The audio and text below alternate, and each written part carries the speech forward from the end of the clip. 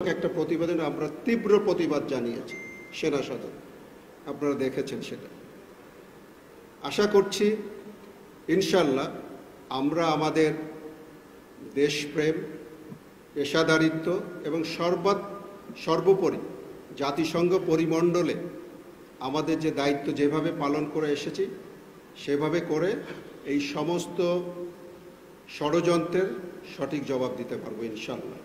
এরকম কোনো রেকর্ড আছে আজ পর্যন্ত আমাকে আপনারা দেখান যে বাংলাদেশ সেনাবাহিনী, শুধু না সামরিক বাহিনী, আমরা পৃথিবীর অনেকগুলো মিশনে 43টা মিশনে আমরা দায়িত্ব পালন করেছি। এখনো আমাদের 6000-এর উপরে শান্তিরক্ষী দায়িত্ব পালন করেছে। কোনো একটা মিশনের আপনি উদাহরণ দিয়ে বলতে পারবেন যে ওখানে আমরা মানবাধিকার লঙ্ঘন করেছি বা আমাদের শৃঙ্খলা খারাপ হয়েছে? আমি নিজে সেন্ট্রাল আফ্রিকায় একটা অত্যন্ত চ্যালেঞ্জিং মিশনের শুরুর থেকে ডেপুটি ফোর্স কমান্ডার ছিলাম। এটা এমন একটা মিশন যে মিশনের SRSG, special representative of the secretary general, তার চাকরি চলে যায়।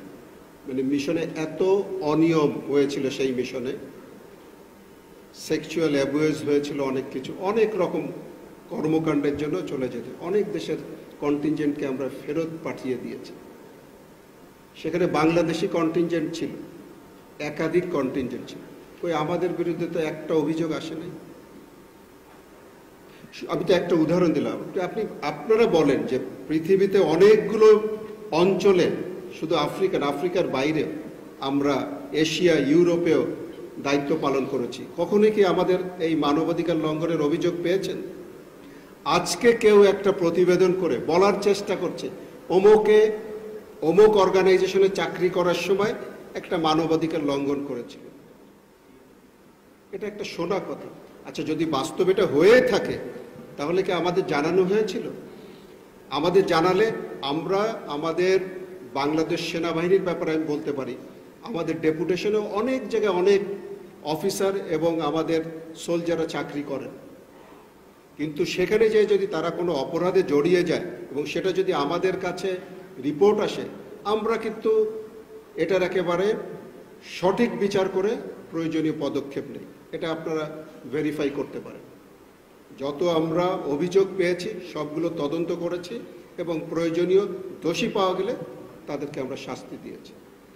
বাংলাদেশ সেনাবাহিনী যখন আমরা ইউএন মিশনে শান্তিরক্ষী প্রেরণ করি, এটা কিন্তু একটা খুব কম্প্রিহেন্সিভ প্রসেসের ভিতর দিয়ে যায়। আমাদের সিলেকশন প্রসিজিয়ার, আমাদের এর জন্য তাদেরকে প্রস্তুত করার ট্রেনিংয়ের মাধ্যমে অন্যান্য লজিস্টিক্যাল সাপোর্ট সব আমরা খুব পেশাদারিত্বের সাথে করে থাকি। এখানে এইসব বাচ্চার সুযোগ নেই। এটা তো আপনি পরিষ্কার বুঝতে পারছেন, একটা উদ্দেশ্য নিয়ে এটা করা হচ্ছে। সেই উদ্দেশ্যটা কি আমরা সবাই বুঝতে পারছি। আমরা আমাদের কাজটা সঠিকভাবে করতে চাই এবং যারা এই অসাধু উদ্দেশ্য নিয়ে কিছু করার চেষ্টা করছে তাদেরকে আমরা সর্বাত্মকরণে ভুল প্রমাণিত করতে চাই।